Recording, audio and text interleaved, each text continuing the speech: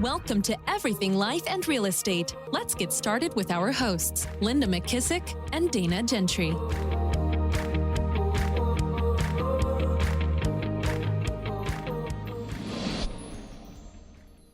Hi, everyone. Welcome to Everything Life and Real Estate. I'm Linda McKissack. And I'm Dana Gentry. How are you, Miss Dana? I was just talking about how great your hair looks today. Thank you. Well, I told Kate before, I love that we do our teasers, but I realized how hellacious I looked on the last one. And so I was like, okay, I got to have clean hair for today.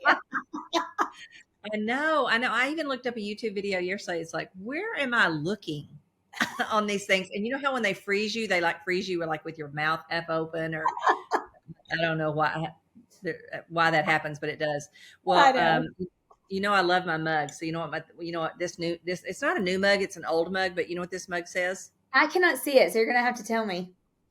Sleep is overrated, which is an old belief I used to have and I no longer have. Feeling very good today. I got a little over 8 hours. I feel great. But a long time ago, I thought that was the mantra I needed, that sleep was overrated. So this is an old mug and I love it, so I don't get rid of it. But I love it. Well, actually, I've been following Dr. Daniel Amen, which, by the way, how long did you have to wait? Did you get on a long list for that brain scan or no? No, it's here in Irving too. You could come and stay at our house. I know. That's what I thought. You can go to California or you can go to Irving, and Irving is like 20 minutes from me. It's really close. It's also where my longevity doctor is. They're real close to each other. Yeah, Adam and I are both wanting to get that, and so I'm gonna get that on my 411 to get accomplished with sometime within the next 12 months. But anyway, his big thing is sleep, and I was talking to one of my friends here in Charleston, Chandler, and she runs on 5 hours of sleep every night, and she said she is that's her best.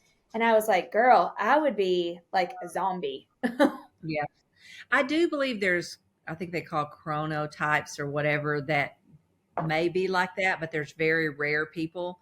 They literally say 7 to 8. And honestly, even too much over that is not good. I just listened to a great book when I was in Cabo, and it's by Peter Attia.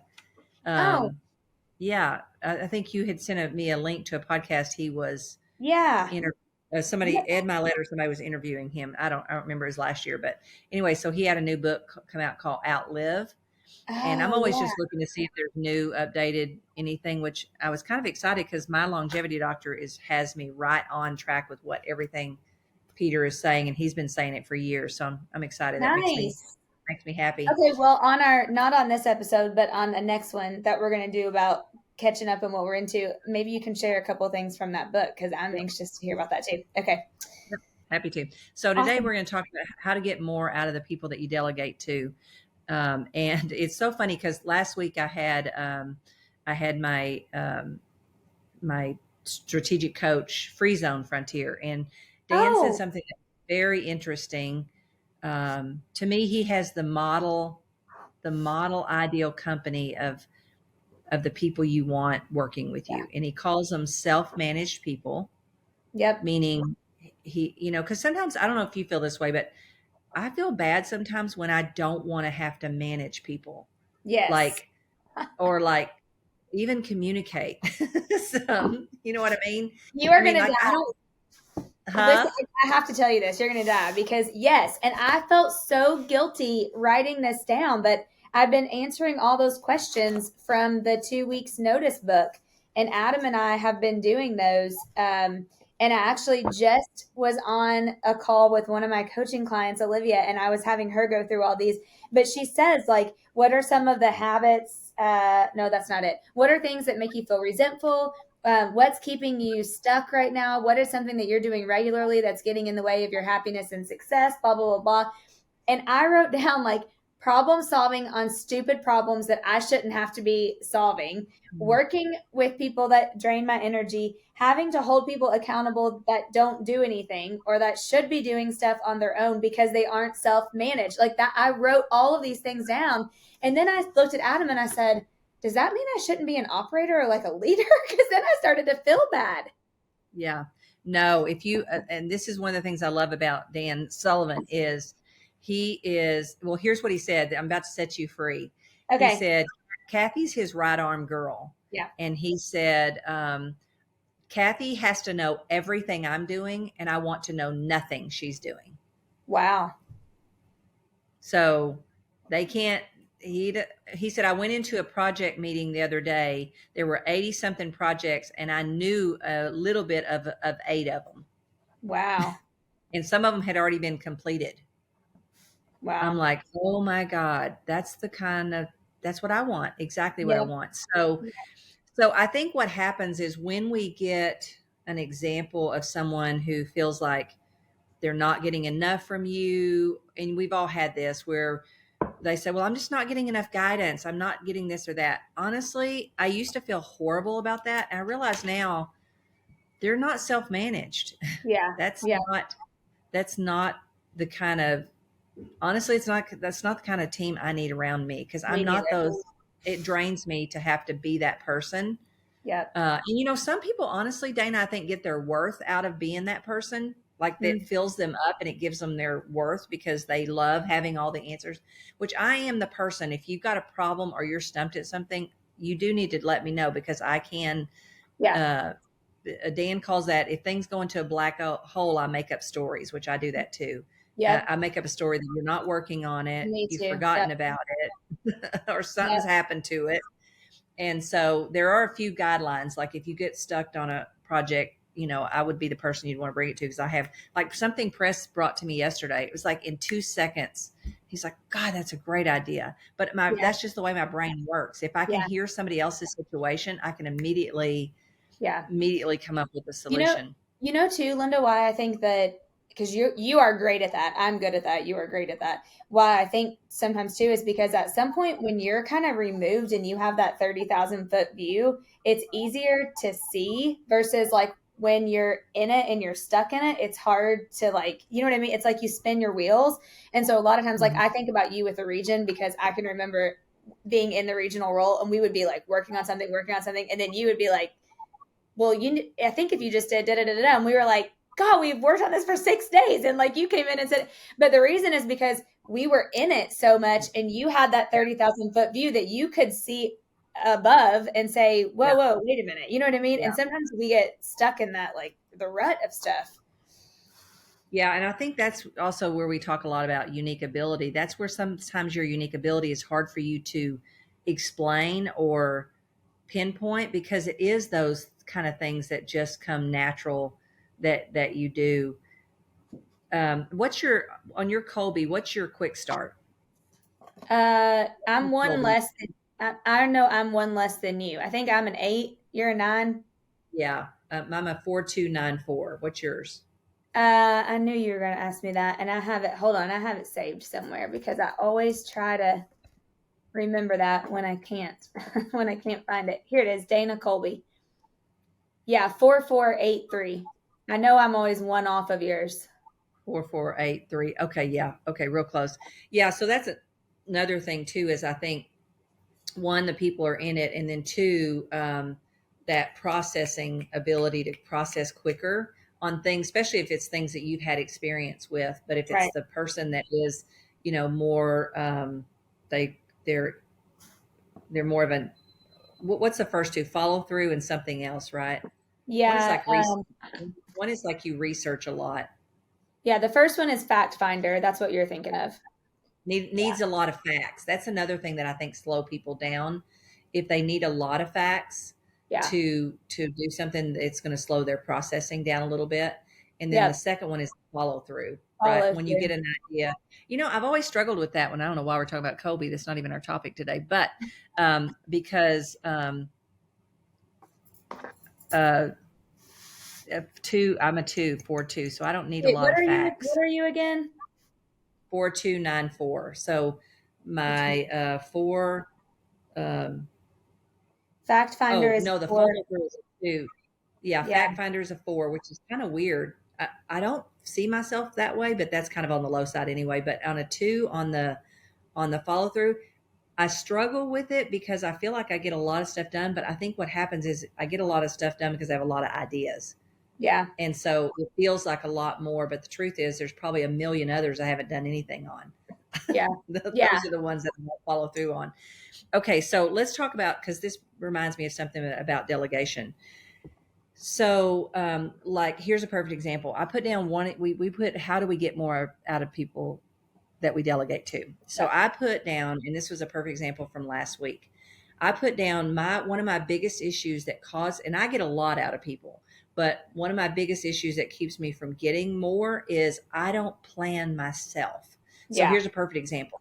I am in Cabo last week. It's Friday. My sister reminded me that she was going to take off. She does like all my food prep, keeps the house organized, meets people, construction Yep. people, or anybody at our house, all that kind of stuff. Literally packs my bag. I mean, literally just super organized, super domestic, great cook, all those things that I'm not. So Friday, first of all, I didn't think through, it was a time zone difference. I'm on Pacific time, she's on Central.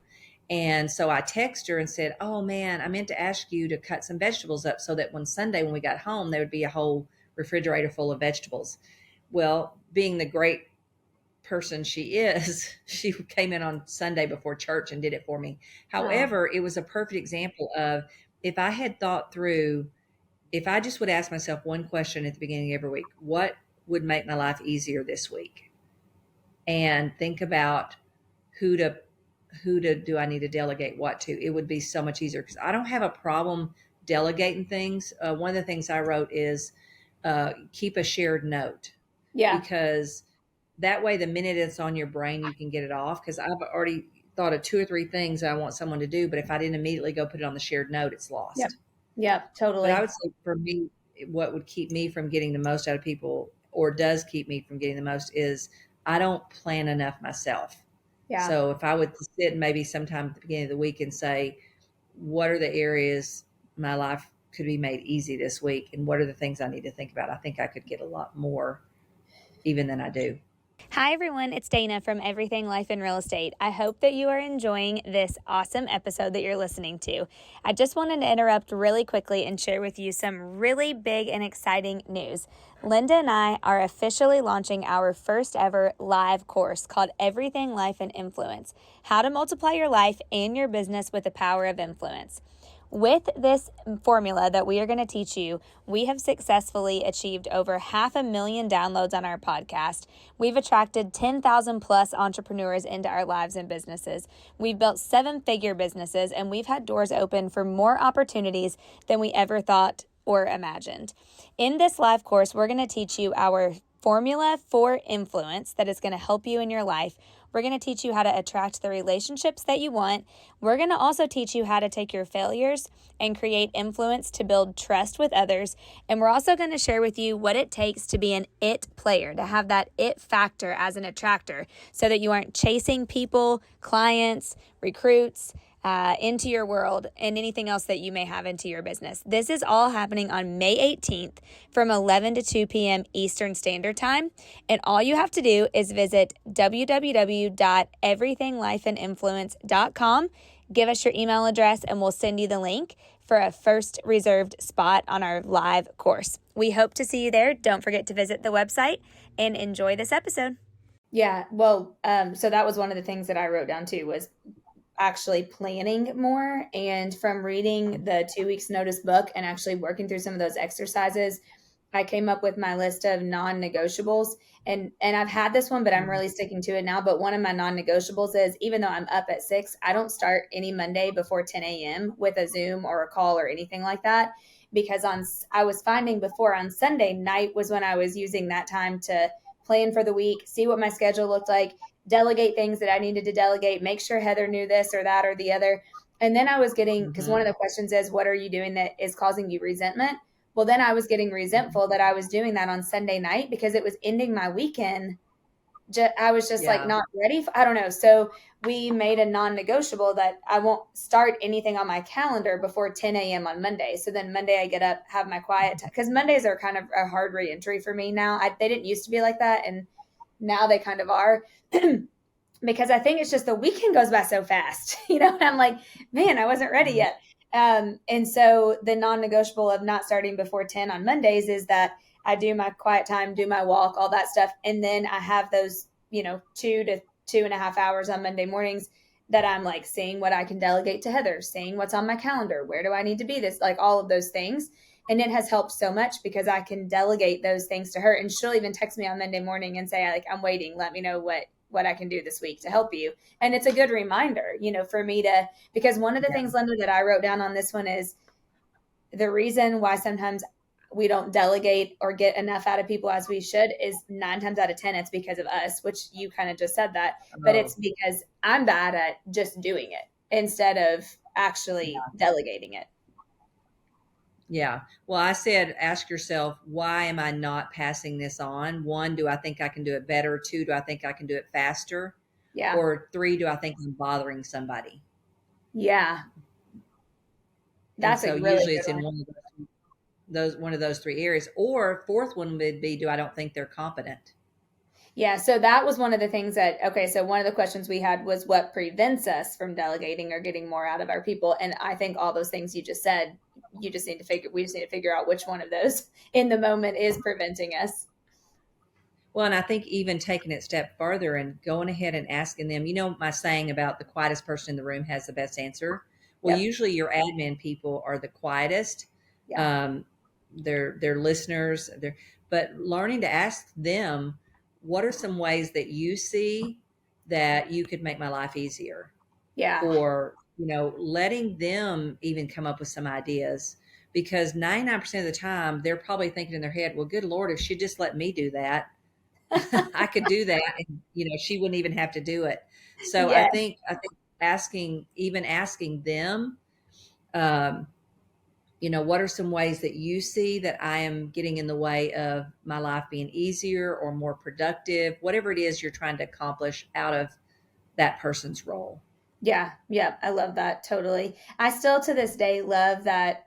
Well, actually, you know what? Let me back up because that reminds me of something. I remember one time you told me about an conversation that you had. I think it was with Gary Gary Keller, and you said something about how you're going to remember this, but like how when you wake up, like you just walk around like mad all the time or frustrated or whatever. And Gary said about the capacity. You remember that? He said that's because your minimum capacity could be someone else's maximum capacity. And if It you always will, he said.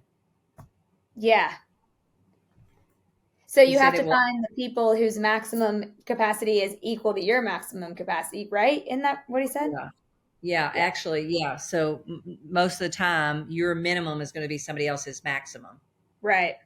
So number 1, you need to understand that. And then number 2, and I think that's, 2, again, I think expectations are super key because, someone else, I think most of the people that you delegate to, that you serve, want to do a great job, right? Yep.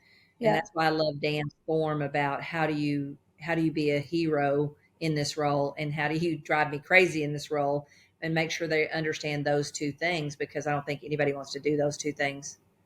Yeah. But I one of the other things I put down is asking where else do I need help? Okay, so here's a perfect example. I was thinking through, and I'm thinking, gosh, I have not done anything on, okay, so like, let's say, for example, I haven't done anything on, my dentist has me 3 different things he wants me to do. I haven't done any of them. So I have to ask myself, why am I not doing it? Okay, because if I'm not doing it, I'm missing a who. So who do I need to put this on their plate? Because when it's on their plate, number 1, they'll either bug the crap out of me or they'll get it done. Yep. And so I'm really good about, if something, I kind of think about it like playing tennis. Yep. When a ball comes into my court, or if it falls into my court, how do I get it back out of my court as fast as possible? Because I've learned when it's not in my court, things happen. But when it's mine, especially if it's sitting on the court just dead, then there's a reason. And the reason is usually I'm procrastinating about something. And so who could I give that to? And 1, it would either just be extra accountability. Even like when I get a lot of requests for people to say, hey, could I have a call? And so my assistant knows the rule is this: I never call anyone. They have to call me. So even like strategic coach has people call me all the time that are maybe in the real estate world or whatever. And I say, that's fantastic. Here's how I like to do this. Yeah. You give them my phone number. You let me know who they are. Yep. Or we will set up the call in an approved time in advance. And when the time comes, they call me. Yeah. You taught me that. And it's a game changer. It is a game changer. And I catch Jimmy all the time saying, I'll do this. And I'm like, okay, don't do that. Yeah. Because then that puts the pressure on you if you forget. But and I've had people just not call. And so I just get to keep working. It doesn't bother me to have anything. Yeah. You get your time back. Yeah. So I mean, even thinking through, where are the areas that I need help? I wrote down health, wealth, in my job role, in my personal, where are the areas that I'm, especially in the key areas that are important, right? Instead of just constantly having the same thing bother you because you're not doing it, when you're procrastinating on it, think, who is the person that if I gave this to them, they would get it done? Their follow throughs more than mine, because if it's easy, I'll do it. But if it's not easy, then I don't do it, Yeah. So just asking yourself, where are the areas that I'm falling short that are so important that I will have regrets someday? Just like I've, just thinking through what food I need ready. Cause we'd already had a whole week of eating crap all week, and I knew that getting back on track was going to be hard.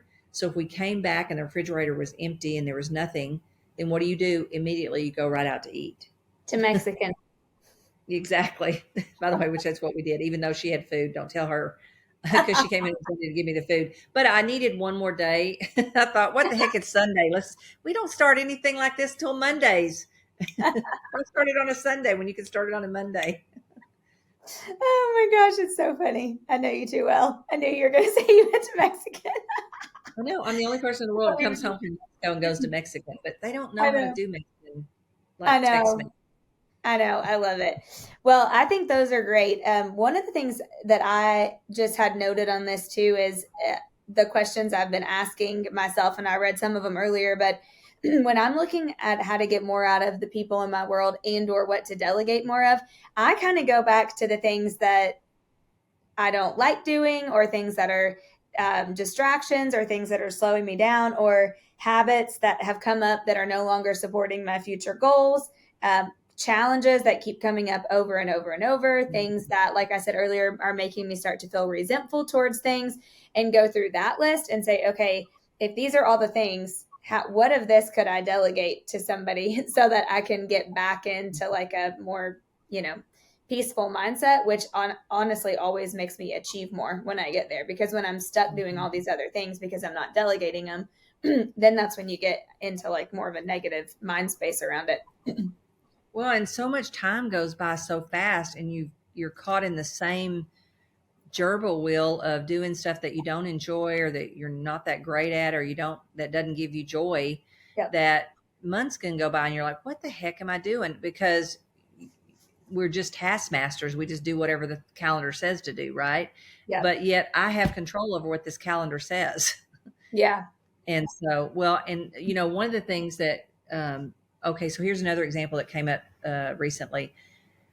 There was somebody, because I was in the 10X books, there's somebody from Ben Hardy's group that wanted to have a call with me. Well, I had never set the parameters with Michelle, who sets all that up, that I don't want more than 24 hours to go by that if somebody's reached out to me that we haven't set a time. Yeah. I mean, a week or so went by, and I'm not going to forget it. It's going to wake me up in the middle of the night. So I realized, well, part of what I had not done was set the expectation to her that no longer do you tell me that someone needs a time and I don't respond. It's now your responsibility that I don't respond, right? Yeah. So she's like, oh, absolutely. Glad to know that, right? So just thinking through, I'm usually the bottleneck. So how can I fix myself as the bottleneck? How can I not be the bottleneck? The other thing is I noticed on my shared notes, when I give her shared notes, if I ask for certain things, like here's something I asked for last week. I wear these glasses by Bose that are earphones, Yep. And last week I was in them all week. They're sunglasses and they're my earphones. So constantly I was listening to books on audio. Well, that's right by my brain. Yeah. I'm thinking, how good can that be? So I asked her to research how much is it EMFs are coming off of. So here's her method is because she doesn't want to bother me and her brain thinks like this. She does the research and then she sends it to me in an email. Well, that's not going to work for me. You're going to have to tell me what that thing says. Yeah. So, I'm constantly looking for ways. Okay, how can I help her help me? What was I'm just curious. What did you? I don't know yet. I don't know because it's probably somewhere in my email. I'll let you know though. Somewhere in my email because I haven't. She what usually happens is she'll research whatever I need her to research, and she loves to research. Thank God. She's great at that. Yes, but the problem is she just sends it to me in an email. Yeah. Thinking that I want to read it, which I don't. Yeah. Or I would have Googled it myself, right? So I have to help her help me. Actually, but that's kind of a good just soundbite for this whole episode of how do we get more out of people. We need to help them help us. Yeah, exactly. Because we're usually the bottleneck and the problem. So any last thoughts you would add to people on how to get more? Again, I would just say, ask yourself questions and be willing to ask, why am I not?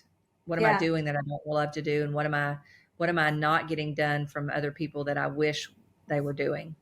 Yeah, I think the only other thing I had written down that I didn't share yet was, and we talk about it all the time, but is the unique ability exercise, because I sometimes am one of the ones that feels guilty for asking for things when really they actually really enjoy doing those things. And that is their unique ability. And so once a year, we go back through that unique ability exercise with everybody on my teams to say, like, what are you loving doing? What do you find a lot of passion in? And then we really try to move them around and delegate things to them, because that keeps them in a good space and longevity in the roles and, not feeling like they're burnt out all the time. And in turn, it helps them help me and help the offices or help the team or help the shop, whatever, because they're staying in the things that that are truly their unique abilities. So I'm curious what the things that you don't delegate to them because you feel bad. Do you think it's underneath them things, beneath their skill, or what do you think that is? No, I think it's usually, I feel like that they have too much on their plate. Like everybody's at max capacity.